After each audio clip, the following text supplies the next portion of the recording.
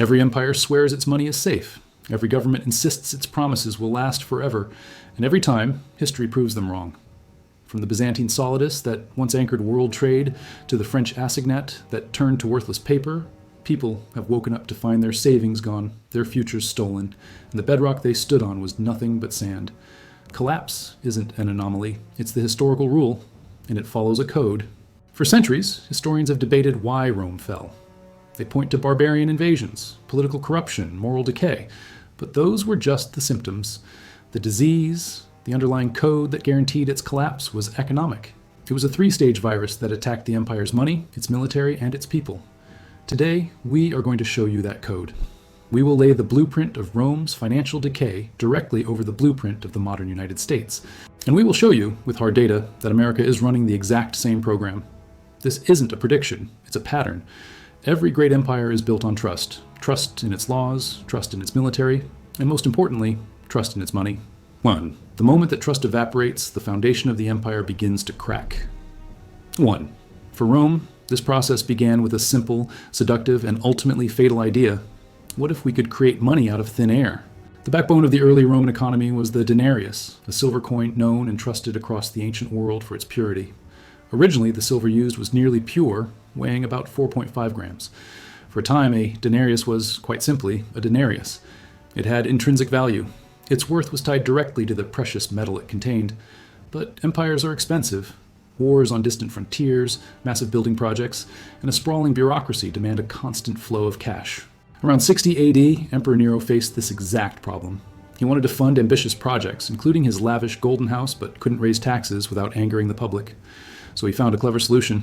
Nero quietly ordered the imperial mint to reduce the silver content in the denarius, mixing it with cheaper base metals like copper. This is called debasement. The silver content dropped from nearly 100% to about 90%. And the coin's weight was reduced. It was the perfect short-term fix. The government could now mint more coins from the same amount of silver, pay its soldiers, and fund its projects without the political pain of direct taxation. But Nero had set a dangerous precedent. He had introduced the poison into the empire's bloodstream. Once the door to debasement was opened, it was never closed again. Subsequent emperors, facing their own financial crises, repeated and accelerated the process. Under Emperor Trajan, the silver content dropped to around 80%. By the reign of Marcus Aurelius, it was down to 70%. The denarius hit a new low during the reign of Septimius Severus, when its silver content sank to just 50%. The crisis reached a fever pitch during the crisis of the 3rd century, a 50-year period of intense political instability and constant warfare. Emperors, desperate for funds, debased the currency at a shocking rate. By 265 AD, the once mighty denarius contained as little as 0.5% silver. By the time of Claudius Gothicus, some coins had a silver content of just 2%. The coin became little more than a bronze core with a thin, deceptive silver wash that quickly wore off with use. The result was predictable: rampant, catastrophic inflation. As citizens and merchants realized the coins were intrinsically worthless, they demanded more of them for the same goods and services. Prices for everyday goods soared, wiping out the savings of ordinary people and destroying trust in the imperial government. This phenomenon, where bad money drives good money out of circulation, is known as Gresham's Law. People began hoarding the older, purer silver coins, and the debased currency flooded the market, accelerating the economic chaos. The unified Roman economy began to fragment as people turned to barter. Now, look at the United States. For decades, the US dollar was anchored to a tangible asset, gold. Under the Bretton Woods system, international currencies were pegged to the dollar, and the dollar itself was convertible to gold at a fixed rate. Like the early denarius, it had a tangible anchor to real value. In 1971, that anchor was severed. President Nixon unilaterally ended the dollar's convertibility to gold, turning it into a pure fiat currency, money backed by nothing but faith in the government that issues it. And just like the Roman emperors, the US government discovered it could solve its spending problems by creating more money. The modern form of debasement isn't mixing silver with copper, it's expanding the money supply with digital keystrokes at the Federal Reserve.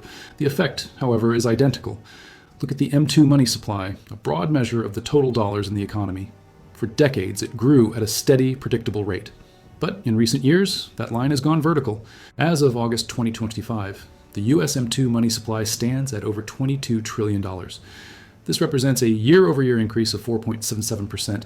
This isn't just printing money, it's a deliberate policy of debasement.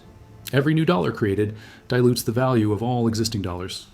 It's a hidden tax on your savings and your wages. Your bank account may show the same number, but its purchasing power is being systematically erased. Rome debased its currency by removing the silver. The US debased its currency by removing the gold and replacing it with a theoretically infinite printing press. The method is more sophisticated, but the death code is identical. Empires are built and maintained by military might, but that might come at a staggering and often fatal cost. The Roman legions were the most formidable fighting force of their time, but they were also an insatiable drain on the imperial treasury. At its height, the Roman Empire spent an enormous portion of its entire budget on the military. Estimates vary, but some historians place the figure as high as 80% of all state revenue.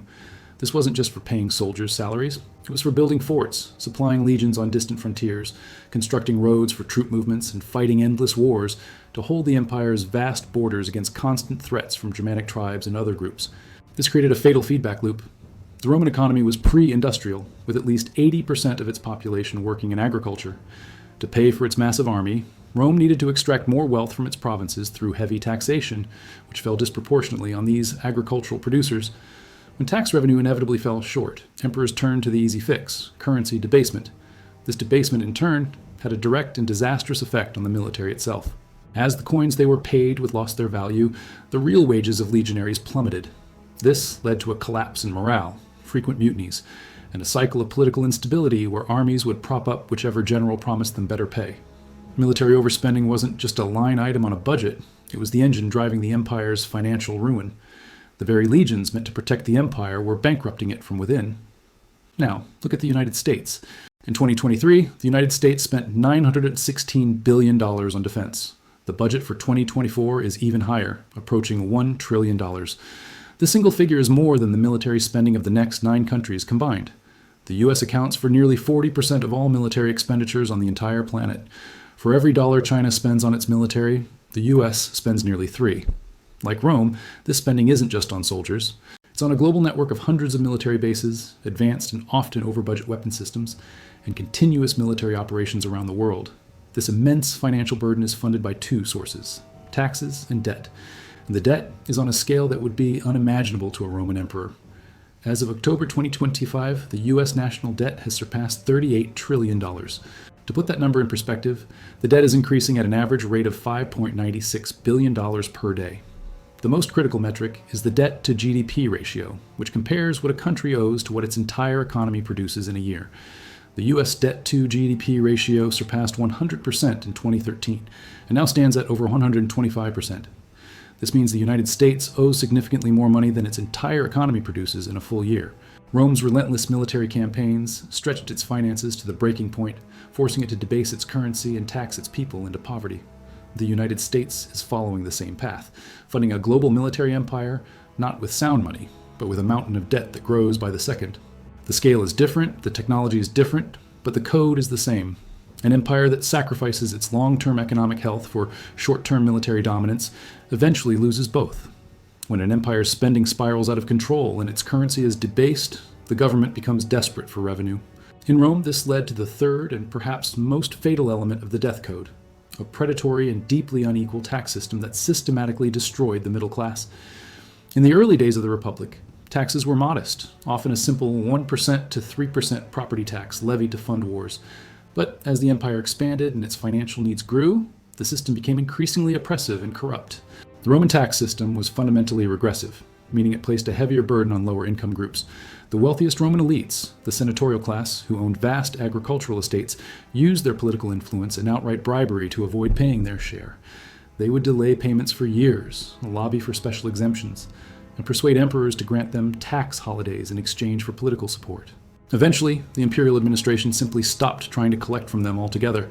So who made up the difference? The middle class, the small landowners, the merchants, the artisans, the productive engine of the empire. They were squeezed from every direction.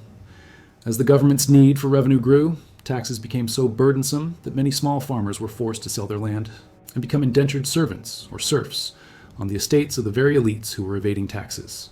Many citizens fled the cities to the countryside, abandoning their professions to escape the reach of the tax collectors.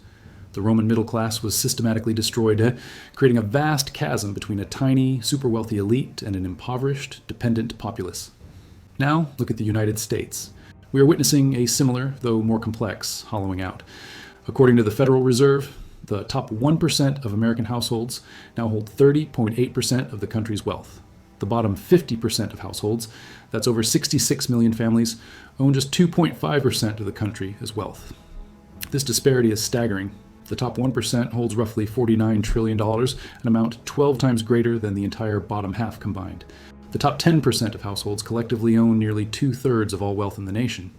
This isn't an accident. It's the result of a system where wealth generation has become disconnected from labor.